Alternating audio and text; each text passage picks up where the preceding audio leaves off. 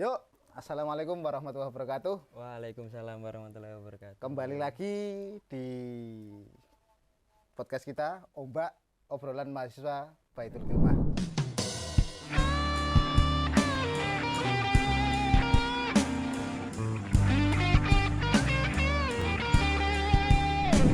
Nah, kali ini saya bareng Kang Fahrudin atau teman-teman sering manggilnya itu Kak Jon. Iya. Kak Jon ini di Baitul Hikmah sebagai apa, Kak? Sebagai bendahara, selain itu juga sebagai pengelola usaha lele. Baitul Hikmah itu juga punya beberapa unit usaha. Salah satunya itu usaha lele Baitul Hikmah. Betul. Ada juga usaha sablon, penerbitan sama koperasi Baitul Hikmah. Nah, Kak Jon ini sebagai orang yang mengelola usaha lele Baitul Hikmah. Lele. Sebagai bendahara, Kak. Bendahara juga tuh ya? Bendahara juga. Kok bisa itu loh jadi bendahara? Tugas Jadi berat gini, bendahara. saya itu di Baitul Hikmah. Selain bendahara itu juga termasuk sebagai orang, ibaratnya sebagai bundahara. Bendahara. Walaupun saya laki-laki, saya mempunyai jiwa-jiwa bunda. betul. Asik. Oh my god. Wow. Pantas kok kayak Dilan. Oh, Dilan. Awalnya tuh ceritanya gini. Apa kakak tingkat ya? Kang Amul. Oh, kamu ya, Amul. kakak tingkat. Nah, dulu itu sebelum adanya bendahara kan sifatnya itu masih sukarela. Ya, artinya ketika butuh galon, butuh apa, jadi belum terstruktur itu. Jadi ya pokoknya yang ada monggo dhisik, Yang ada yang nalangi. yang ada yang nalangi. Itu baru besok siapa yang gantian yang nalangi. Terus seiringnya berjalannya waktu ternyata santrinya mulai banyak. Ya otomatis kalau nggak dibuat adanya bendahara ya akan kasihan yang sering nalangi. Nah itu. Nah di sisi lain Kang Amul melihat saya karena dulu pengalaman di pondok ya. Sebelum mondok di Baitul Hikmah saya mondok di Pati. Dulu juga megang kebagian bendahara.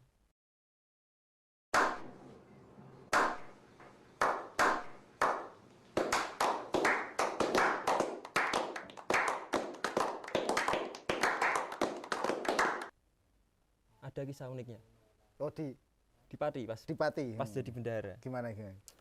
Pas waktu habis tarian otomatis uang ngumpul.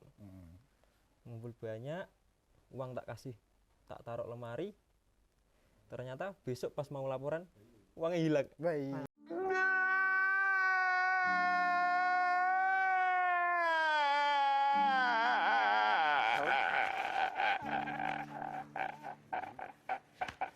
Asem tenan iki. Udah sangune pas-pasan nalangi uang segitu banyaknya kan. Itu kira-kira berapa uang itu dulu? Sekitar 500-an ada. Buat santri umuran SMA itu Udah banyak itu. Ya, betul. Apalagi sangunya cuma 100 kan. 100 sebulan. Sebulan. Nah, 100 sebulan. Repot toh. Nalangi 5 bulan itu. Puasa 5 bulan berarti. Puasa 5 bulan. Puasa 5 bulan. Nah, terus sampailah pada pondok sini terus karena Kang Amul ya istilahnya bukan sombong, maksudnya melihat riwayat, bukan riwayat penyakit ya.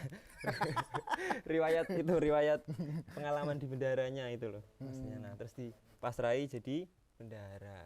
Dan di sini selain itu saya salutnya di pondok sini itu soal uang.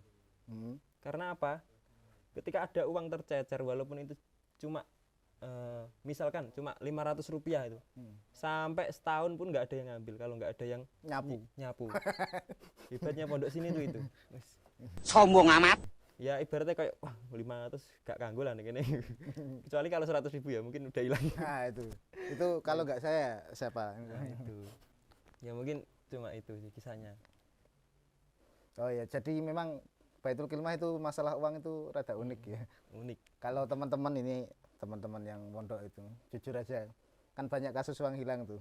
Kalau di Baitul Hikmah dijamin nggak ada uang hilang. Malah tercecer loh. Tercecer Hebat tuh kan? banyak pol, ratusan ribu nggak ada yang hilang. Mm-mm. Paling cuman dititipin ke temannya. Beda lagi kalau bon koperasi mungkin banyak. Kita nggak pernah bikin uang hilang, tapi kita bikin banyak uang di catatan minimal.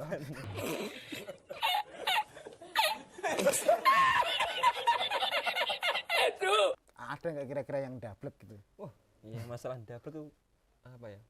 Nggak ada. Pasti ada lah. Namanya juga manusia. Ya betul. Ya untuk menyikapi itu mungkin ya namanya juga sebagai bundahara ya harus Menalangi lagi. menalangi. Untung nalanginya cuma 1 bulan. Kadang kalau 3 bulan ya ya udah Iya, bundahara banget. bundahara banget. Makanya jangan sungkan-sungkan sama saya. Ya. Itu monggo mumpung ini di depan kamera diomongin aja siapa aja yang ditalangi. Ada Cak Mat, Wait a minute. Who are you? Camat itu nanti itu ya. Kalau muncul di video kebersihan, nah itu yang ditalangi. soalnya ketika minta uang itu nggak tahu kemana. Minta terus tapi nggak pernah bayar. Camat, semoga tersinggung ya. Terus, oh ya, kemudian pondok juga punya usaha lele kan. Nah, itu dari kapan itu? Dari kapan pondok mulai usaha lele dan dari kapan jenengan mengelola? Atau dari pondok mulai jenengan sudah mengelola? Kalau masalah itu sebelumnya istilahnya ini kalau ibarat musim itu peralihan. Yang awalnya dulunya dipegang oleh Kang Yusuf dan ternyata Kang Yusuf udah mulai menemukan passionnya sendiri, Jalan hidupnya sendiri. jalan hidupnya sendiri. Kemudian saya dipasrai Yai untuk melanjutkannya. Walaupun di awal-awal ya kayak gitulah, karena namanya juga istilahnya ilmu masih Masih belum nah, mateng. Jadi ketika lele itu datang, maksudnya bibitnya datang, ternyata kita masih secara penanganan itu belum sempurna. Jadi ya ini cuma kisah ya, pengalaman ketika lele itu datang ternyata masih ada beberapa kekurangan. Misalnya pas lele itu datang ternyata volume air. Jadi volume air itu harusnya ketika bibit itu dimasukkan itu nggak boleh banyak-banyak. Nah ternyata langsung dikomen sama yang nganterin bibit itu, loh mas kok banyune kok akeh banget, mesake kok gak iso apa sini, keselan ketika lelene kuwi ruang geraknya mungkin. ruang geraknya, terus Lele juga butuh ruang gerak. jadi ketika mau mengambil oksigen itu perlu tenaga. Jadi ketika ngelangi ke atas, berenang ke atas itu kan lele itu kan mencari oksigen. Nah, proses berenangnya ke atas itu kan perlu tenaga. Nanti kalau sering bolak-balik PP mengisor Atas mundur, bawah, atas bawah kan, nah itu repot. Tak pikir daripada lelenya capek, jangan-jangan itu udah sterek sayapnya. Bisa jadi kan, sebenarnya itu lele itu udah Patilnya itu sterek gitu. nah itu mungkin perlu disurvei ya, lele itu kalau sering naik turun itu mungkin ototnya lebih besar ya. Oh pantes. Kemarin kita makan lele kecil-kecil tapi sudah alot. Mungkin ototnya itu. Ya, makanya itu lele itu bisa bertahan berapa di darat lebih dari 8 jam ya. Oh tak kira 6 tahun. 3 hari, hari. lebih toh. Oh bisa 3 hari. Karena apa? Ya sering itu olahraga naik turun. Gabut sekali. Mungkin gara-gara olahraga karena padat itu bisa dari 3 hari ke 3 tahun. Ya itu terus setelah itu habis ada kritikan dari si yang nyetorin bibit, ternyata besoknya lagi kena musibah lagi. Ya kena cobaan lah, bukan musibah ya. Ternyata bibitnya itu di sisi lain istilahnya kurang sehat lah. Ketika saya chat ternyata pas pengiriman yang harusnya hari Sabtu ternyata ditunda 2 hari. Saya kira itu enggak masalah sih. Nggak ngaruh ya. Enggak ngaruh. Ternyata pas masuk di dalam kolam awalnya masih sehat. Ya istilahnya gesit lah. Set. Ternyata setelah 2 hari lah kok pada ngambang semua. Ini karena kecapean apa naik turun tadi cari oksigen atau kenapa ya? Nah itu terus ketika menyikapi itu udah ilmunya pas-pasan langsung langsung dihadapkan dengan kondisi yang seperti itu, otomatis kita bingung dan kebingungan itu malah semakin memperparah kondisi bibit tersebut. Karena ketika lele itu diambil dengan tangan, mengambil yang mati maksudnya, otomatis kan tangan kita terkena bakteri yang lele itu yang mati loh. Iya. Nah setelah memegang kolam ini ternyata mengambil kolam yang selanjutnya, otomatis bakteri yang Sebelumnya nggak tahu resikonya, tahu. ada resiko seperti itu ya. malah semakin merata. Ya jadinya panen Panen dini hari. panen dini hari. Yang awalnya niatnya jadi lele star, maksudnya lele apa? Lamongan, Nah, lele Lamongan malah jadi peyek lele. aduh. Ya memang berat nih. jadi dari lele Lamongan ke lele Malang. Lele Malang nasibnya. Malang nasibnya. itu ya, Ya, repotnya memang. ngerawat ya. Itu mungkin buat pemirsa yang nonton bisa komen cara ngerawat lele yang benar dari mana, bagaimana dari mana, gimana dari pendatangan bibit sampai panen sampai apapun lah, monggo di komen sarannya gitu aja nih. Heeh. Itu dari perawatan Kak John. Kalau dari selama ngerawat ini sumber makannya lele itu dari mana? Kan ada kan yang dari nyari ke sekeliling dan Sekeliling. lain-lain atau Ada gimana? yang istilahnya yang alami. Alami. Kalau yang apa dari toko pastinya kan namanya pelet ya, itu pelet. Pelet, Jadi istilahnya pakan nah ikan. itu disesuaikan dengan ukurannya. Jadi umur segini itu ukuran peletnya berapa. Terus ada mereknya apa, tergantung juga sih. Jadi semakin lelenya semakin besar, otomatis kan diameter peletnya juga semakin Makin besar. besar. Nah, dan itu lele kalau semakin besar semakin geragas. Makanya oke. Makanya oke. Nah, kalau itu yang dari pakan toko. Terus kalau untuk, nah jadi gini, pakan itu akan mempengaruhi penghasilan. Kalau kita hanya bergantung dengan pakan dari toko, otomatis laba yang dihasilkan juga sedikit. Makanya harus ada opsi pakan secara alami. Nah, pakan alami itu bisa dari satu, misalkan dari misal lagi gabut di sawah, nah itu nyuri keong di sawah boleh. Itu enggak nyuri itu. Oh, itu nyuri. punya saya. Punya saya. Oh, Tapi nggak pernah sawah pulang. di Bantul punya sampean Iya. semua. Sawah belakang rumah. Rumah kira satu Bantul. Monggo kalau ngambil di Bojonegoro enggak apa-apa. Nah, terus itu pertama keong bisa. Terus bekicot juga bisa. Nah, yang paling umumnya itu biasanya pakai itu apa? Lepak pisan. Bukan, apa, ayam itu. Tiren, ayam tiren. Oh, tiren atau mati sebulan lalu atau seminggu lalu enggak apa-apa ya. Ah. Oh, sebulan lalu udah enggak nemu barangnya udah.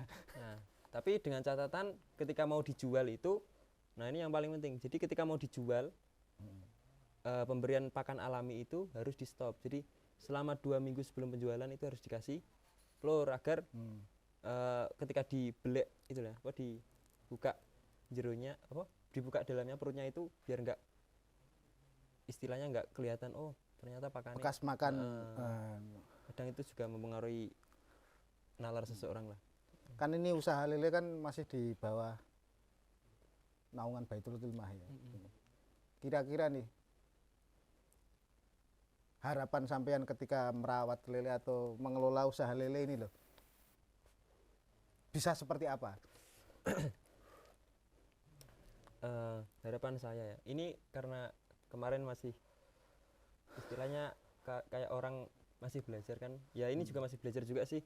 Nah sekarang istilahnya satu usaha bisa jadi menghasilkan istilahnya penghasilannya nggak cuma dari lele. Jadi niatan saya itu ketika lele itu berjalan ternyata kita bisa mengambil keuntungan dari sisi lain. Misalnya kan kayak apa, bioflok apa, hidroponik apa? Hidroponik. Ya, Oh, yang hidroponik. tanaman pot. Tanaman kan itu kan ketika kita menguras airnya itu loh, Air bekas kolam lele. bekas kolam itu kan menurut beberapa sumber itu banyak mengandung apa, suplemen bagi tanaman lah.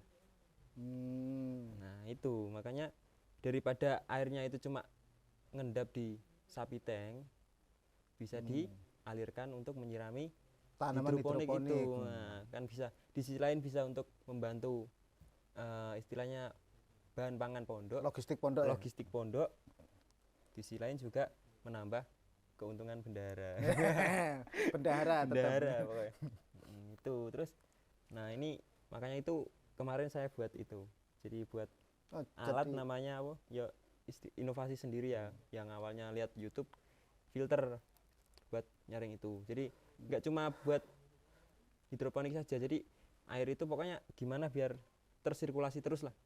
Oh. Di sisi lain kan karena pondok kita di atas gunung, jadi Ya, airnya kita kan di atas susah. gunung. Susah. Ketika hujan airnya malah nggak ngeresap di tanah, malah mengalir ke bawah. Jadi Wah. kayak sumur di mana? Di Lele itu dalamnya 45 meter. Itu kadang masih sering penuh ya? Masih. Dan sanyonya aja itu masih kebagi sama Pondok Putri dan wah, repot kalau nggak diakali seperti itu. Nah ini tugas buat bendahara, oh bendaharanya ini. Ya makanya itu harus bisa, ya pokoknya semua itu harus diinovasi lah. Ini selain sebagai bendahara dan bundahara, Kak John juga orang yang kreatif ini, sering menginovasi ini. Menginovasi santri biar jadi apa?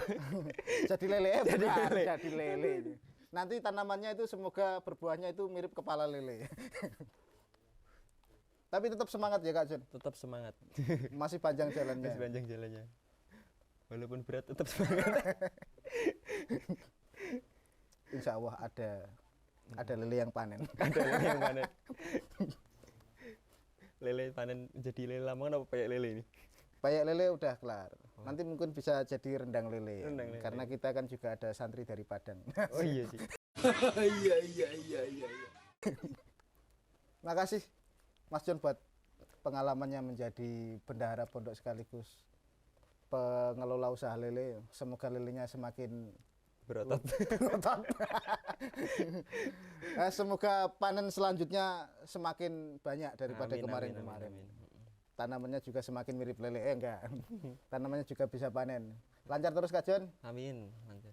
Kira-kira itu aja ya teman-teman dari usaha lele Baitul Khidmah Dan Bundahara. dan Bundahara Baitul Khidmah. Nah, buat oh ya tadi buat Cakmat Heeh, itu ya segera dipikirkan urusan sama Pak Bundahara ya heeh. Kita selesaikan di di channel selanjutnya. selanjutnya. Ya, kira-kira itu aja perbincangan kita dengan Kak John. Jangan lupa komen, like, subscribe, and share. Kami dari Ombak Baitul Khidmah. Wassalamualaikum warahmatullahi wabarakatuh. Waalaikumsalam.